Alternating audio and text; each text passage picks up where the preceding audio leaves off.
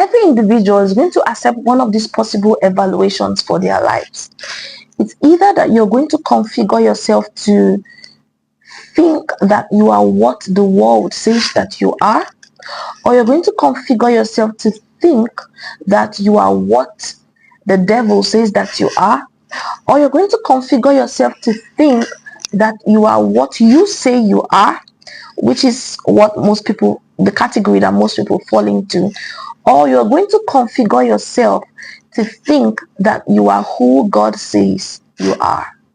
Unfortunately, we have a larger spectrum of people fall into the first three category than the last category, which is the category that says that I am who God says I am. And the reason for this is because the first three categories are categories that you can fall into unintentionally. In other words, you don't have to really do anything to fall into the category of people that believe that it is what the devil says that they are, And this is because they don't even know that their belief system is founded upon what the devil has said about them. A lot of people also fall within the category of what the world says about them. They behave like that. They conduct themselves like that.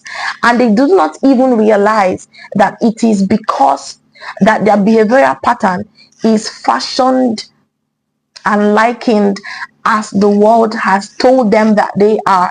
So for instance, somebody who grew up in a background where you had things like, oh, you're very stupid, oh, you're so naughty, oh, you can't do good, oh, you're so dumb.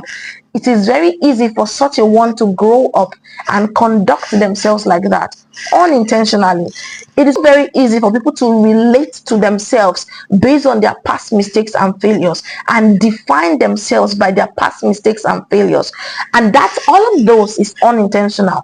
But it takes an intentional effort to now sit down with the Word of God and look at what the Word of God is saying concerning an individual and then begin to confess it over your life.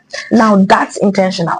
Whilst the other three don't really need your intentional effort to alignment with, because it could just come into alignment with whatever anybody says, and because your heart is generally an open field that accepts seeds and then they grow. But it takes intentional effort to say, you know what, I've had enough from the world, I've had enough from the devil, I've had enough from the accusations of my own mind, and so it's time for me to deliberately and intentionally build according to what God says I am.